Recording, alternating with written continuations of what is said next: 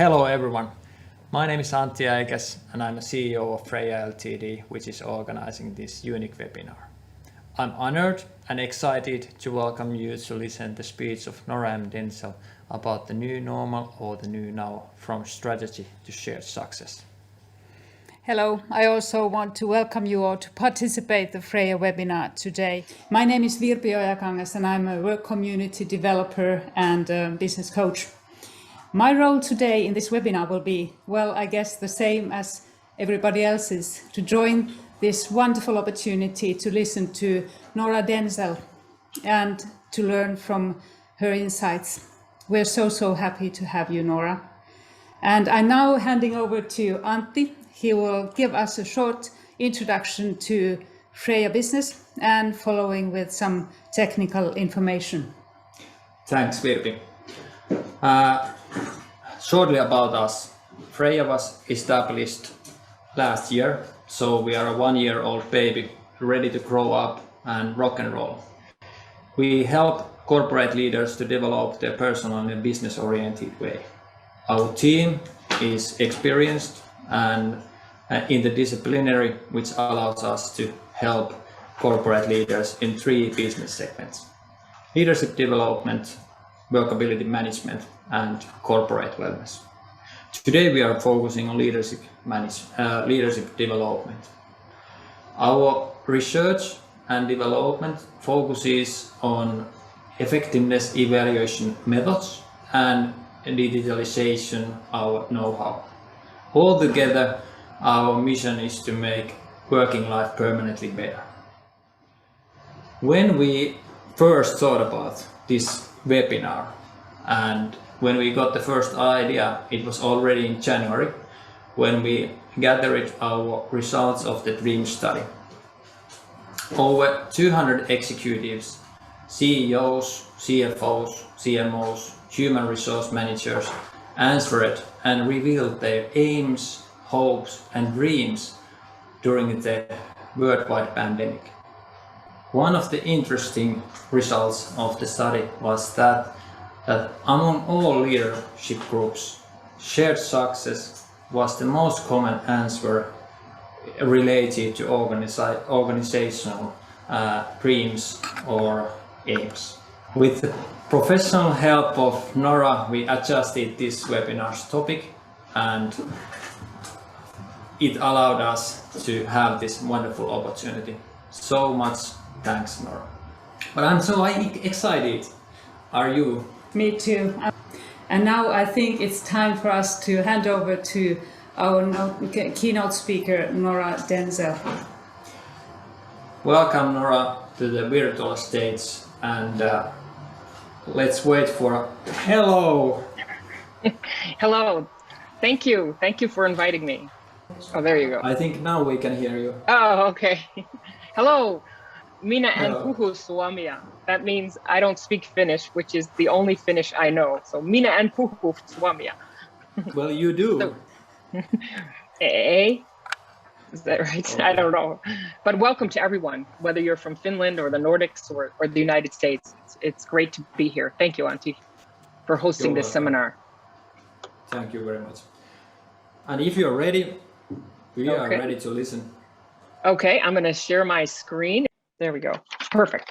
So thumbs up if everything's okay. Thank you, Antti, and hello, everyone. As Antti mentioned, we're going to talk about shared success.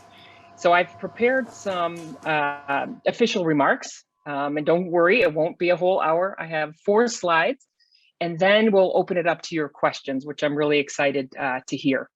And so I want to tell you up front as a disclaimer, I don't profess to know all the answers. The only thing I'm certain of, especially in these times, is that I am uncertain. But I do know one thing. I know that we've all changed since, when did this thing start? March 2020. We've all changed. Our employees have changed. Our customers have changed, our suppliers. So having this worldwide global event, our mindsets have changed, and especially your employees. So as I mentioned, I have some prepared remarks. First, I want to show you a mental model that I use that helps me through these times. Second, we'll take a look at shared success because it was the #1 answer on the survey that Antti mentioned. And then finally, we'll talk about leadership skills. What are the leadership skills needed going forward? And then we'll open it up for your questions and answers. All right, if you're ready, let's get started. So first, the mental model. So I just want to mention, Auntie's talked about the firm that's sponsoring this is called Freia. And I love their purpose, which is making working life permanently better. And it's funny, it's working life, and I stumbled on it because for me, when my work is integrated with my life, which I have no balance, but it's work-life integration, someone making it permanently better would be a fantastic thing, especially in these times. So thank you, Freya. All right, on to the mental model. All right, this is called the new normal, and I'm going to give you a new model in a second. But everyone, all the newspaper articles, everyone's talking about this thing called the new normal. And I even hear it in companies. And basically what it means in my head is I conjure up this image that you see here. And it means that we're at some state right now. And even if it's a crazy state, I know how the state works. And then there's a shock. Either we're doing a digital transformation, we have a pandemic, it could be a couple shocks, but we're going through something. And then the new normal implies to me we're going to get to a plateau. So that means to me that, if I sacrifice right now, it'll be better. Like it'll be better at some point. We'll get to this other plateau and we'll kind of, I wouldn't say rest, but it'll relax for a while. And that's what new normal means to me. And we hear it all the time now. The acronym is VUCA, and I'm sure you've all heard of it. And for those that haven't, it's an acronym. It's been around since the 1990s, came out of the US Army. And it just stands for an environment that is, so VUCA is an acronym of V is volatile, U is uncertain, C is complex, and A is ambiguous. So you can pick your favorite disruption, whether it's the pandemic combined with the mental health crisis, combined with global warming, new world order. That's a VUCA environment that we're all in. But when we talk about new normal, your employees might have an image like I've listed here on the left. So for me, a better framing in my head is this one, and I call it the new now. And I have the curve up and to the right because what it is I'm thinking of your companies, and you always want to be successful no matter what new now we're in. So on the left, if you tee it up as new normal, if there's multiple shocks to the system simultaneously, it could scare people. It wouldn't give them energy. They would feel in a state of crisis, as well as they would panic, perhaps. But if you tee it up as a series of new nows and say that this is just kind of how it is, perhaps the shocks would be exhilarating instead of scary, and we would have prepared for more shocks rather than panic for the shocks. So my question to you is, how do you frame the environment for your employees when we're in this VUCA environment? Are you framing it as the new normal, implying that, oh, we'll get through this period of transformation and then we'll be at a place where everything will go much, much smoother?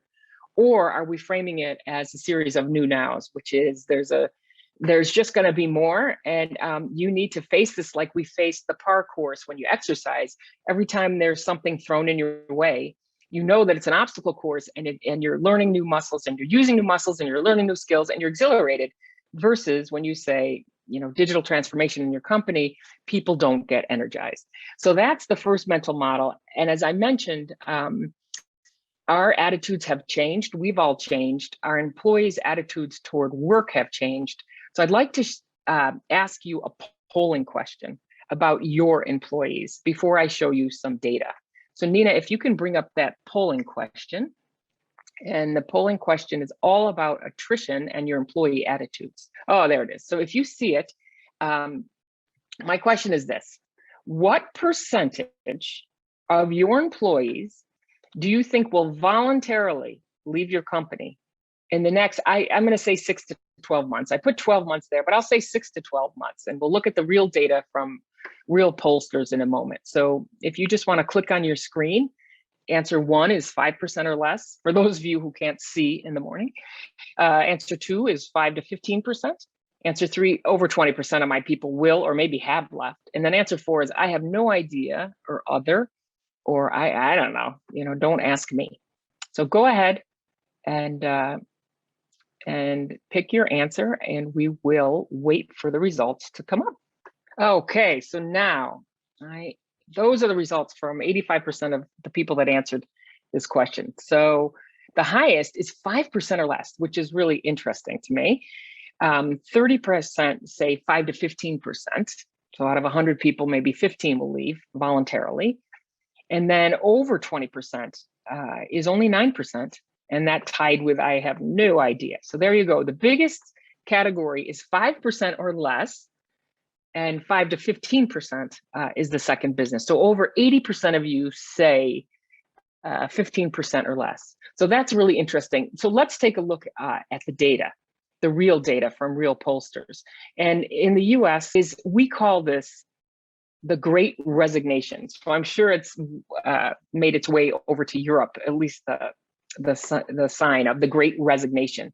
And here is data from 2 different surveys that was conducted worldwide.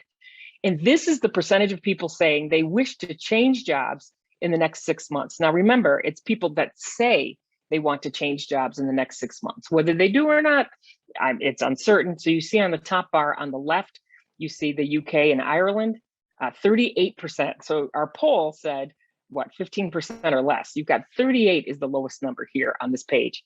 The global workforce, this is a Microsoft survey of over 30,000 people across the world. And I think that was in the late 2020. And they said 41% on average say, I'm leaving, I'm out of here.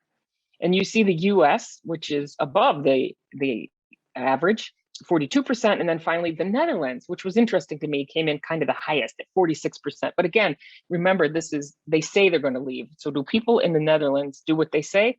It's up to, we'll have to see in the end of the year if that really happened. So these are much, much higher than you think. Another pollster that I like to look at is the Gallup organization. And the Gallup polls are very important to me to understand the pulse or what's going on in our environment when it comes to our employees. So more than once a year, they will tap into a worldwide set of employees and categorize them into 3 groups. And the first group of employees they come out with is called, they categorize them as actively engaged. These are your employees that love their job. They have a positive attitude, and they're the ones you go to whenever you have a special assignment. They keep the morale up. They're always on board. They actually thrive on change. And in the last poll, Gallup found that was 34%. And so that's a nice number. It's the tip of the bell curve. 34% actively engage and really care about your companies. And then at the other end of the spectrum, they found 14%, and they call those actively, they are unengaged, or they call them not engaged at all. And they have bad attitudes. They're trying to affect the other people's attitudes in your workplace. And the worst part about these people is they probably don't show up on this chart of people that really want to leave your environment. And so actively disengaged was 14%. These are the unhappiness spreaders, 14%. But what was interesting from the Gallup work is there's a category called not engaged, which is different from actively disengaged. So if you're not engaged, what psychologists call it is you're not psychologically connected to work. So this third category, which is over 50%, say that over 50% of the employees, they work there, they do their work, they go home, but they're not psychologically connected to the workforce. And I'm sure you've all dated people that weren't psychologically connected to the relationship. And so they just aren't connected to the relationship with work. They're not bad, but they're certainly not in the 36% or the 34% that are leading the company on actively engaged. So not engaged, they feel just okay. And it's over 50% of the workforce. And just think what would happen in your workforce if you could nudge them just to be 5 or 10% more efficient, more excited, and more positive. And then on the right, what the Great Resignation data shows us is our Gen Z. These are the younger employees entering the workforce now.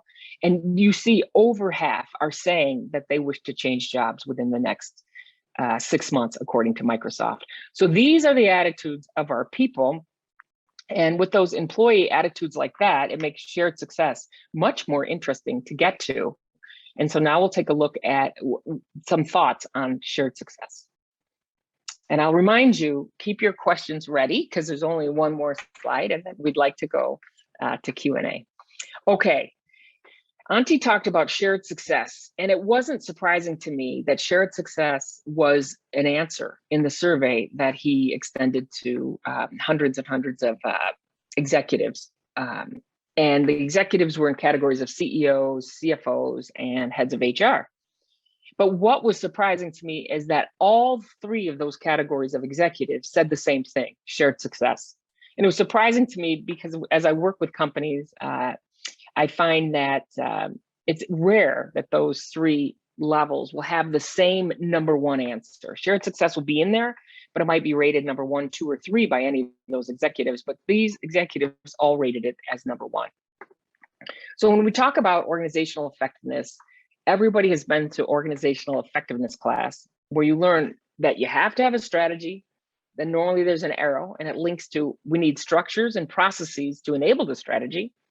And then the third box is called metrics and rewards, whether it's your performance evaluation system or stock options, whatever it is, metrics and rewards, as long as they're aligned with the structure and processes, which is aligned with the strategies, if those three boxes line up, then you have a chance of executing your strategy. But what that leaves out are the people, because your organization doesn't execute, the people do. And the key is that your people need to feel successful, whatever their definition of success is, in order for your organization to get to shared success. So when I sorted out in my head, I came up with this, and actually I want to give note to a paper I put in the reference material, which is called The 7 Secrets of Shared Success. And it has a model like this, although I've modified it. So on the bottom, on the horizontal axis, what you see is, do your employees feel successful? And on the vertical axis, you see, is the company successful? And in order to get to shared success, we obviously need to get to the upper right. But before you can get there, you have to know where you are. And so if we take a look at different states, now this could be your whole organization, or it could be certain departments or functions within your organization. So if I start in the lower left, I call this a compliance culture. Neither the company nor the employees feel successful. The employees are in fear. They stay because they fear losing their jobs. They blame others, and they really are compliant with the status quo. So it's not a commitment culture. They're compliant with the rules and regulations of your company.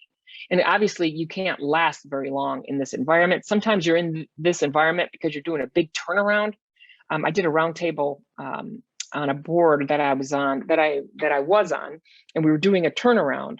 And the first set of roundtables I did with the employees, they definitely were down here. All felt terrible. Nobody took ownership. Everyone was a victim. No one talked about solutions.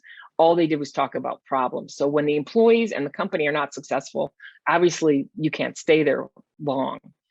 But almost the opposite of that is, look at if your organization is doing well, but the employees aren't feeling successful. I don't feel I have career advancement. I'm not learning any new skills. My manager manages me too much. So we're just not aligned. We have a lot of infighting between the functions. And so sometimes a group, maybe purchasing is really aligned, but they're at war with the people that need the things that they are purchasing. So you have conflict and tension, which you should in a company, because we have limited resources and unlimited wants. There's got to be tension. It is business, by the way, but it's the wrong kind of tension that you're spending your energy on. So up here, when the employees don't feel successful, but the company does, it's really unsustainable. And so that might be getting to those graphs we saw of, look, I'm out of here whenever I can be out of here, because misery is optional for me and I'm going to leave. The bottom right, I was actually in a company like this, and I have to say, I call it the comfort zone. I loved it in the beginning because I was being fulfilled. I loved it. It was like a university setting. They had all these speakers come in. We had tons of parties. The walls were colored really bright. We were trying to copy what Google does. So we had bouncy rooms and we had on-site dentistry. There was a personal chef, there was gyms. I loved it. I felt fine. but our company was not growing. And I used to laugh saying, we are the happiest. So we were on the Fortune 500 list of the happiest people. We were the happiest slow grow company that was on that list. So I knew that in the long term, we needed to make changes, and that there was definitely danger in the comfort zone. There was no sense of urgency. It was a very great family environment. And one of the things that I noticed at this company was, and remember, I'm a leader at the company, so we're going to get to the upper right. So I wasn't taking ownership, but for the first 2 weeks, it was extremely fun. But one of the things at the company was, I noticed that whenever we compared our results, we'd compare them to ourselves. And so and that's why we were happy, because it was like, we ran a 10-minute mile. And then they'd say the next year, hey, we ran a 9-minute mile, so we're getting better. And I was laughing because I'm saying, well, the runners in the Olympics run much less than a 9-minute mile. World class, our competitors are much faster, but because we're comparing to ourselves, we were really happy. And so I used to laugh that if it were a house, instead of windows and looking outside, we had mirrors. We just kept looking inside, and we were really proud of ourselves. And that's what made us so happy. And so when the rate of change outside your company is faster than inside your company, you might be in the comfort zone. And that brings us to shared success, which, as Auntie mentioned, was the dream of the executives that were polled. And shared success is when both the companies and the employees feel that they're winning. And also, it's really because they have a deep shared sense of purpose and they're tightly aligned. And I really underscored purpose. I put it in, I made it bold. In a minute, we're going to talk about leadership. And purpose is key to align the employees and to energize the employees and to get that big mass that we talked about of over 50% that aren't highly engaged, although they're not negative, but they're not getting to their full potential. And it's largely, there's many reasons for it, but one of the big reasons is purpose. But in shared success, both company and employees feel successful. They're tightly aligned. One of the big things about shared success, it's a learning environment where the manager doesn't think, oh my God, I'm the manager, I should have the answers. The manager thinks, I don't have the answers. I'm going to enable my employees to test their way and to figure out what the answers are. So it's a learning environment. And I think the CEO of LinkedIn coined the term learn it all. He looks, when he hires, for people that are learn it alls and not know it alls. So in Auntie's quiz, this was an exact quote from one of the executives when they were asked to describe shared success. And they said, I hope that we could raise the bar and improve self-direction and responsibility toward the company's progress and its results. And it really struck at the heart of, when you're not really that engaged and you're not invested and you're not as really excited about the transformation your company is going through, then the bar isn't raised, self-direction isn't high, and you don't feel responsible. One thing I'll note during this pandemic is I talked to many of my peers. They had something in common with each other that I don't have in common with them, but many of them went under a personal transformation. They used this time at work at home, and they had extra time because they weren't commuting. Some of them wrote books. Some of them trained for their first marathon. One person learned Portuguese. So they went under personal transformations. And the reason that I bring this up is that they were so excited about their transformation. And they, even the one that trained for the marathon, it was really hard, but he never complained. And I was thinking about that in the context of your companies. When you go under a company transformation and when an employee is talking to me about the transformation they're going under, largely they're not energized. They're kind of feeling like, I can't wait till this is done because it'll be better when this is done. This is really hard. We've been in crisis for 6 months.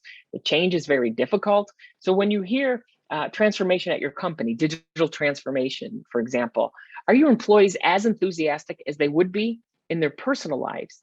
And my point here is, if they are connected as they are to their personal transformation, if they're connected to the company's transformation as tightly, then you can have a shared success environment. So this is just one way, and one way to think about getting to shared success. But the question, the point is, do you know where your organization is now?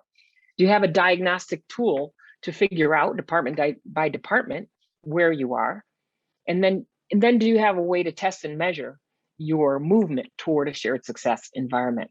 So I definitely recommend that type of diagnostic tool. This is just one way to sort it out in your head, but I'm sure there's many more complicated models that one could be using. So moving ahead to my last slide before we wrap up. There we go. All right, now I wanted to talk about leadership skills for the new now. So I probably should have mentioned in my introduction, I'm in California. I've been in the Silicon Valley for 30 years. Most of that time as a senior executive in companies such as IBM and HP. And now I'm a full-time board member. I'm on a couple of Fortune 500 boards, some private equity boards, also some nonprofit boards. So we look at talent a lot. And so some of you might be wondering, what are the leadership skills that executives look for in rising talent? So on this chart, very simple again, what you see are 3 circles. And a lot of time, the one with the biggest area is the technical skills or what you know. So we want someone from this industry to come in to our company and help us, maybe they understand the cloud or mobile first, but they're technical skills. And we spend a lot of time on that. But as we go forward in this new now environment, one of the bigger things, and that's why I put it in red, starts at the heart of the leader and the heart of getting to shared success. And that's the bottom one, which is the why. This is the purpose that connects the employees together, and it keeps you going on the road, even though when things get tough. So as we have another shock to the system, the shared purpose or the why that's bigger than yourself is actually the thing that keeps you in the company, or from sliding into that over 50% that say, yeah, I'm doing it. I don't leave because I don't have a big commute and my kids are little, but I don't really care as much about the company. And so the why gets to the heart of people. It encourages their heart and they care. So I call it purpose-driven leadership. Some of the whys, if you don't make a why, employees will make a why for you, and they might have a series of different whys. One of the ones I like is from Lego, and they talk about enabling the next generation of builders. And so it isn't that we're making this to get higher gross margins, or we're not in the game industry. We are having toys that help you learn, and we're enabling the next generation of builders. So what is your why, and is it compelling enough to keep people there? And then in order to inculcate the why into your workforce, it's really around the soft skills of the leader. And as I mentioned, these two become more important than the what. On the what, because you need so much agility, I might have hired you for cloud, but we're going under so many transformation. It isn't what you know, it's how fast you can learn. But the soft skills are what connect you from the learning environment and people's why. So this is the emotional connection to the employees. And the emotional connection is how you have your relationships with the employees. And so do some of you have kind of prima donnas at work? They're so smart that we allow them to get away with a how that isn't really conducive for a shared success environment, where they might be, not as positive attitude, they might be kind of condescending. The how becomes much more important in this VUCA world that I talked about. And it's really the emotional connection. So I really ask, if you have a why, how is it connected to the how? How are you incenting the right behavior? And some of the best companies I see have codified or written down what's called a leadership success profile, where they actually put, these are the skills, the transferable skills. So that's not your technical know-how. This is the way that you operate. And it's a leadership success profile. And they have 3 to 5 characteristics in it saying that you're unable to move forward here unless you don't have any outages on these characteristics that we need you to have in this environment in order to be successful. And as I mentioned, you enable your employees to find answers. You aren't the one that have the answers. And it's a very tough environment because your employees are clamoring for clarity. So one of the best leaders with the best how are able to give clarity when there's a lot of complexity. So they understand the situation is complex. They give clarity on the vision of what it could be in a very simple way. And then they enable people to get there. I think one of the biggest examples of that is Microsoft Azure. When Satya took over up at Microsoft, very clear on the vision, but he couldn't give the employees the clarity that they really craved of exactly how are they going to take on Amazon's AWS. They couldn't do it. You can't give clarity in a new now environment because it changes so much. But what you can do, and what he did, is he enabled them with tools and processes. He upgraded their skills, and he kept the vision in front of them, as well as he really put leadership at the top of the list of things that he needed, above the technical skills, above the purpose, and saying, look, I need leaders that can manage in this new now environment. So I ask you if you have your leadership skills codified. So I mentioned at the top, I don't come with answers, but as good board members, we come with questions. And I leave you with these 3 questions. So here is the 3 takeaways. Number 1, how do you frame the future? So I talked about simplifying the complexity of the future. How do you frame it to your workforce and even to yourself? Because how you frame it to yourself really comes through all the actions that you do. Your mindset determines your behavior. I showed you the frame that I use, telling people expect shocks, don't panic, but we need to prepare. We need to have a resilient organization. You have to have agility in your skill set, because we're going to test our way into the future.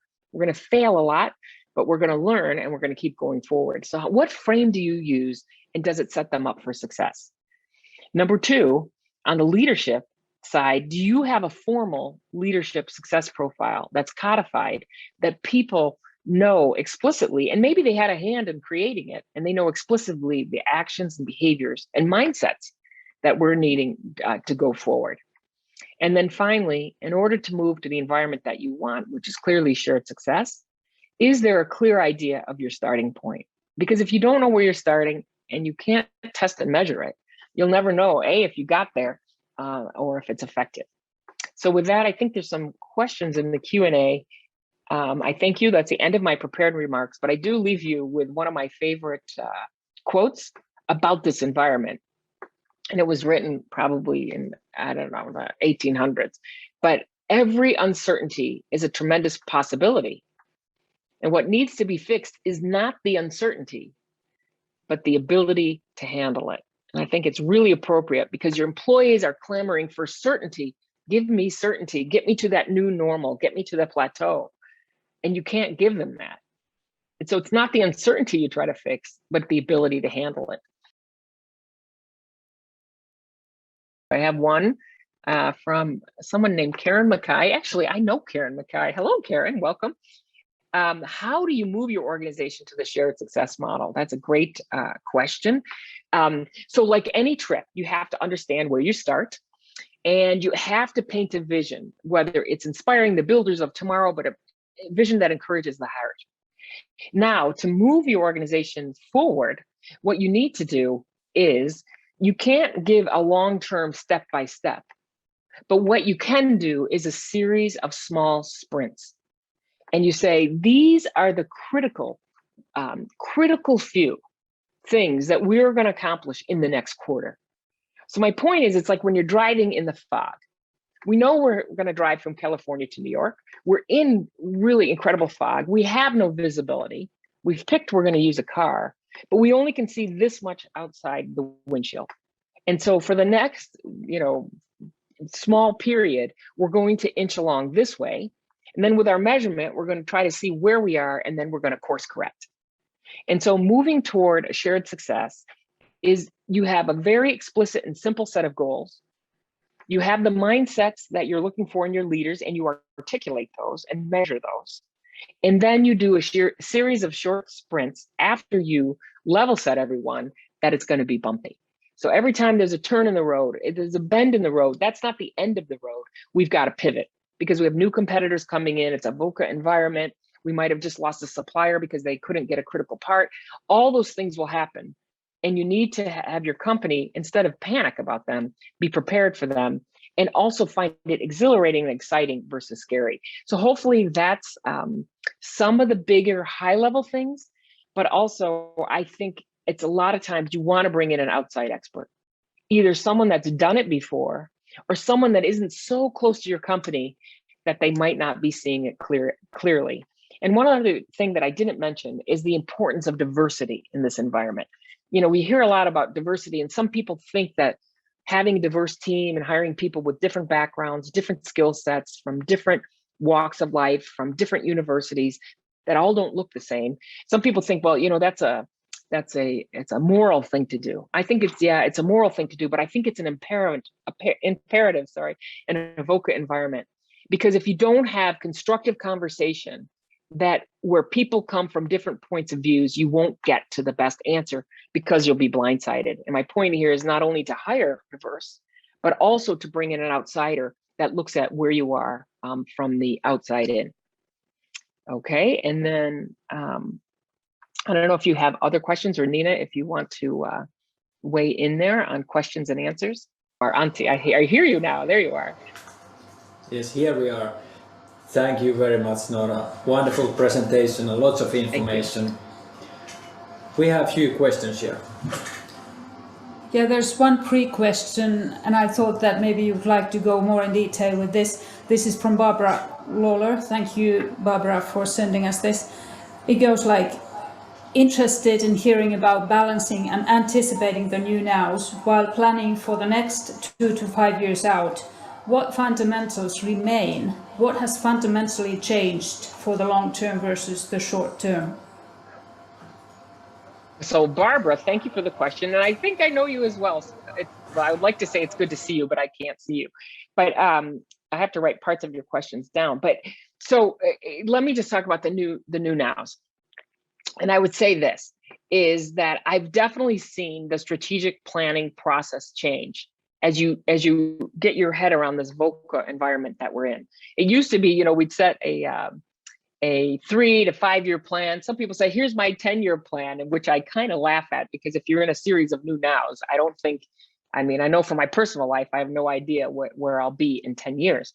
But on the strategic planning process, some of the fundamentals that I see that are different, that prepare for the new now, are that there's new mindsets. So one company I was in, we used to compete against a single competitor. So it was almost like it was a war. We were playing the same game with the same rules, with the same business model, and our army would meet their army, and we'd fight it out at the customer's environment to try to get them to buy into our solution. But when the whole game changed, we got to this VOCA environment and we couldn't do business in China, and then all this stuff started happening, we realized we're in a series of new nows. So one of the mindset shifts that we put in the strategic plan, as we included people rather than just those boxes of strategy, structure, processes, and metrics and rewards, is we had a mantra of savor the surprises. So we told the employees, and we worked with the employees, and we all had the mindset of what surprised you. So like I said, we're driving in the fog. We said what we're going to do, not for a very long term, but we're going to go down this road. And then we kept asking in every single operation review, what surprised you the most? And what did you learn? And should that cause us to course correct?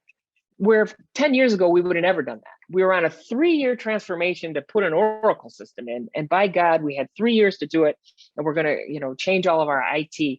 I don't see that now in strategic planning. I see a plan that is based on there's going to be shocks. And we obviously try to model out what they are, but none of us really know what shocks to the system. We just know there will be many shocks. The other thing that I see that's different in strategic planning is a more variable approach to the resource planning versus this rigid, we're going to set it for a year, that we're going to have this much of the resources allocated on this group, this much on this group. You see a lot more flexible strategic plans. You also see the concept of zero-based budgeting, meaning how much money you get isn't based on how much money you got last year.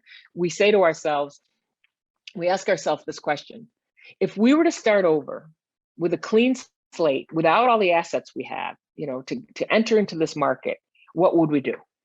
And at first, the management team says, this is a crazy exercise, and why are you wasting my time? So there's a lot of resistance to say, if we were to burn the boats, what would we do if we were a startup? And then as the board, what we'll answer is, well, if you don't do that, there's people down the street that are already doing that. So we might as well envision, what would it be like if we didn't have the Siebel system or the CRM we're using, or all the things that we're doing?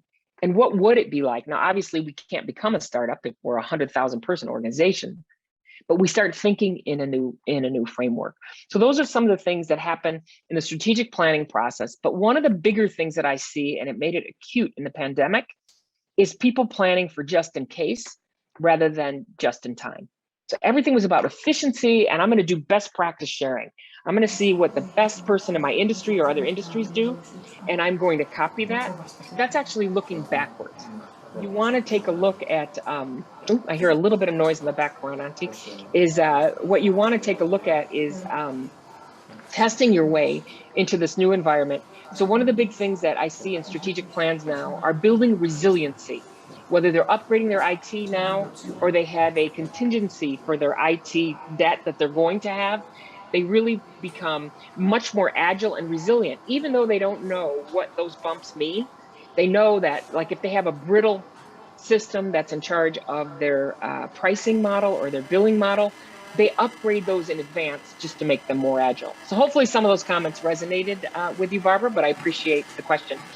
Auntie, I'm getting a little bit of background noise, and I don't know if it's me or you. So I just thought I would, whoever was having it got rid of it. Pre-question from Kelly, and this is a little bit wellness balanced, but also connected to the point of view that there is so many job changers at the moment.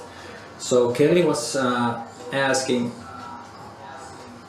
how to approach or how to stay one step ahead in the new normal or series of new norms in service to employees' well-being. If they are thinking about changing their jobs, what would be the cues? Are there, like you mentioned, soft skills and purpose, but what you would answer to Kelly?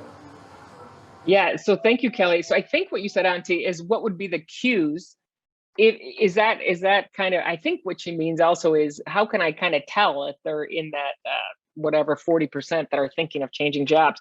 You know, one of the biggest cues are the people that don't change the setting on LinkedIn that says, alert everybody when I change my profile. The minute I see someone changing their profile on LinkedIn and making it more current, that's a memo to me that this person is probably looking. So if you're one of those in the 50% of thinking of changing, please go to LinkedIn, find your settings. And I'm not trying to be cute, but I am saying that's one of the cues. But the hardest part of this, Kelly, is that the people that threaten to leave, the 14% that are unhappy, they are the ones that don't leave.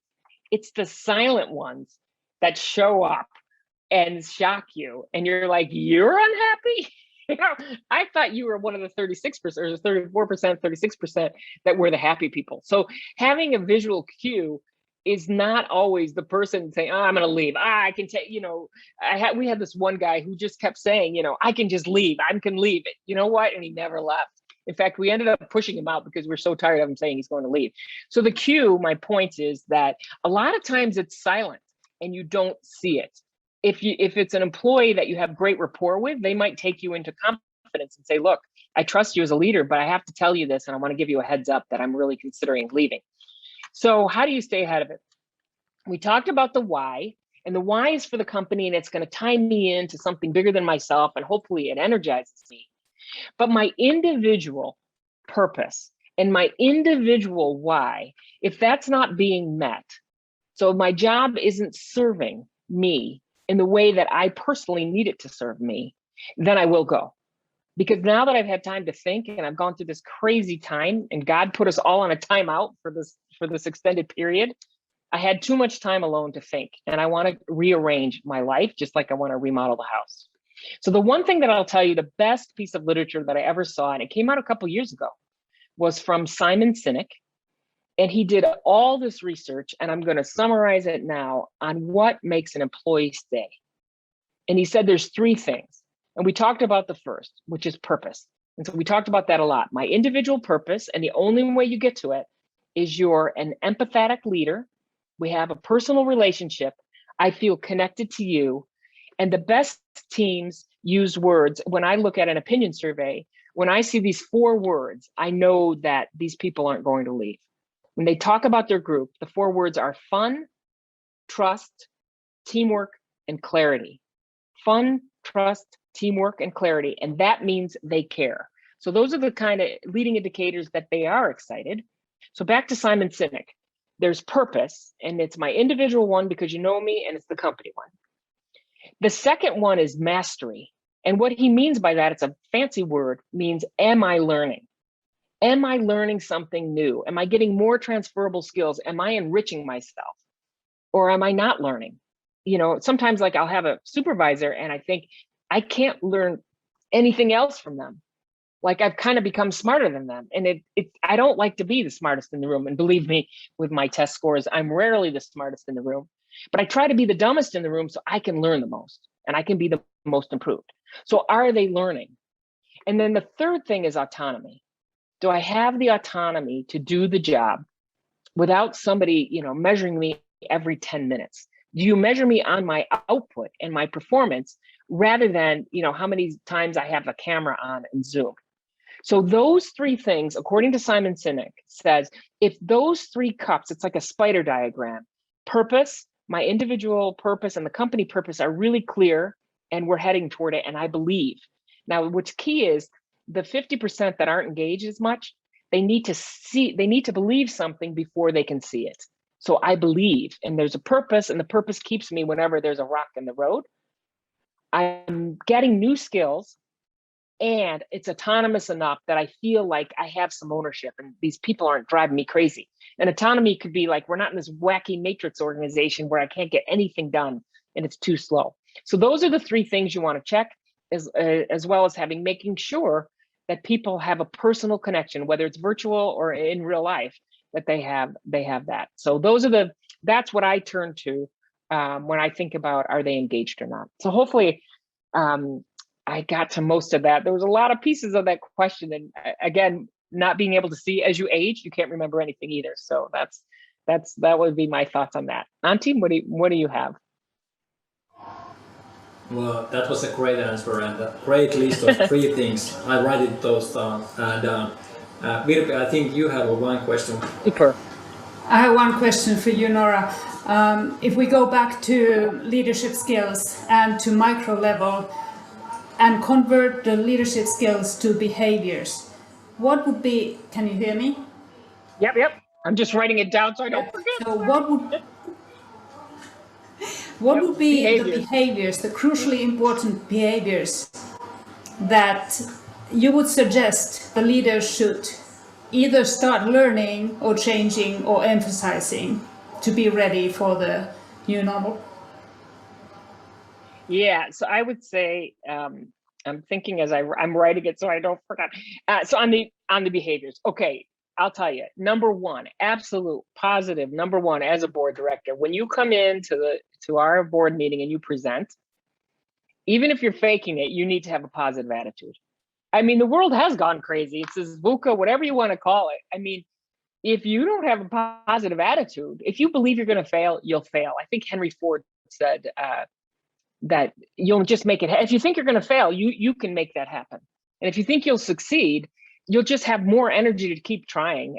So number one is a genuine positive attitude. By the way, if you are faking it, we will figure it out because we do roundtables. We do a 360 evaluation of you. We know if you're faking it and you have this attitude of glass half empty or skeptical or cynical all the time. It's like, you know, who wants to follow a leader that's negative? Well, I don't know if we'll make it. Oh my God, I'm scared. Oh, this is really hard. Who follows people like that? You want to follow. So that I think is probably number one. And it's kind of hard to mandate. You need a positive attitude. You know, in some cultures, people are just cynic and they're cynical in some cultures. So maybe they just need to tick it in one notch. They're not going to maybe be like an American who's happy all the time, supposedly. And maybe they're in the happiest country, but they seem to kind of complain a lot. So you want to just make sure that they move over a little bit toward being really positive or being considered the most positive in the group. So that's probably number one. The second thing that I see is these are the leaders that use inquiry. So asking questions rather than advocacy. So what does that mean? It means that what we say in Silicon Valley is I have a really strong point of view that's loosely held. Now that sounds like a paradox, doesn't it? I have a point of view. I think it should be this way.